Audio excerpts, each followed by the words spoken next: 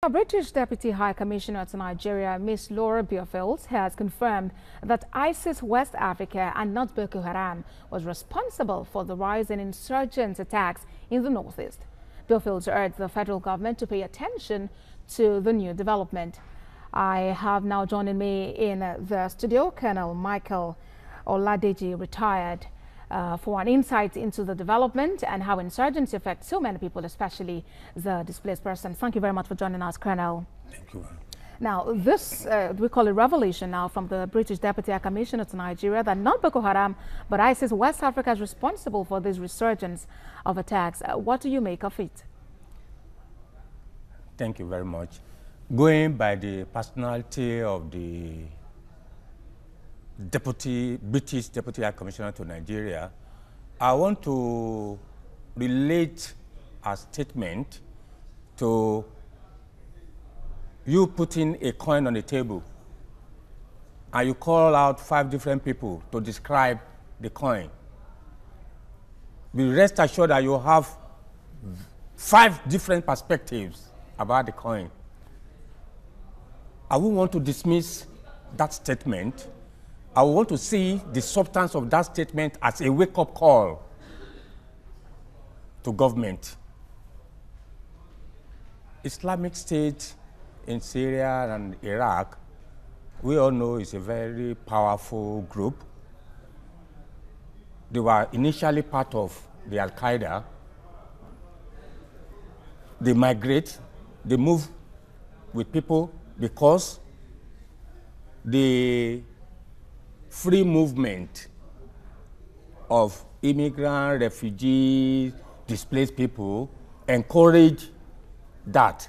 So you see criminal elements, people with nefarious activities moving along with these people. It is difficult for you at that stage to be able to differentiate between a terrorist and a normal or a genuine person. So like I said, I want to hold the substance of that statement to a wake-up call to the federal government. To act and ensure that the borders and everywhere is secure. We all know that our borders are very porous. People move in freely, in and out, and we lack the capacity to adequately man and exercise control over our borders.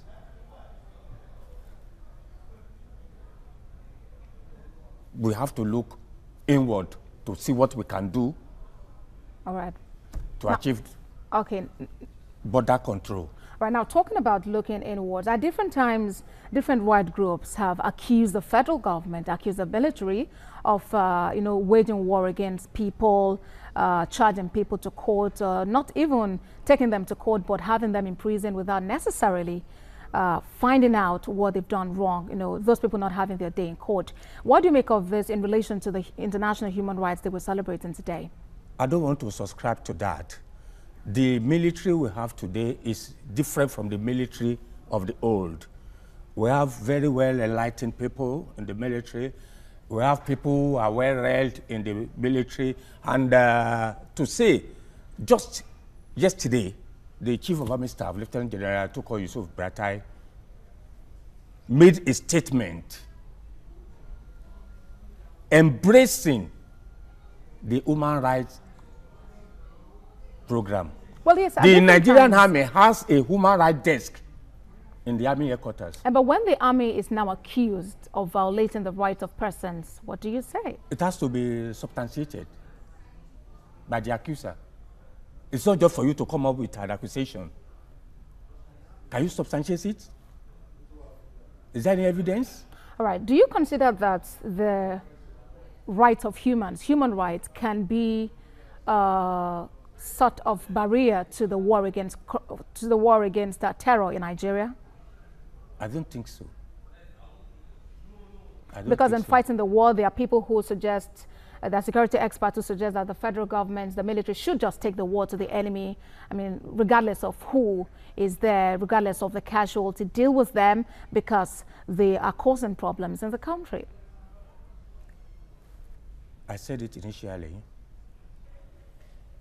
as at this moment, the army has changed the strategy and the tactics. They are taking the war to the enemy now.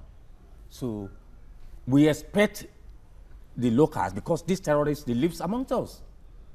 We expect the locals to help in passing adequate intelligence to the military so that innocent people are not dealt with. Right, locals who would release such information would expect that their security is guaranteed. Do you see that in place? The army has put a lot of structures in place to guarantee that for the locals. So I believe they can go out there and they release can go out there whatever to give the military they the have. necessary information, and they should be rest assured that they will be protected. All right, then. Thank you very much. I've been speaking with Colonel Michael Oladeji, retired colonel, and thank you very much for your time on the news today. Thank you.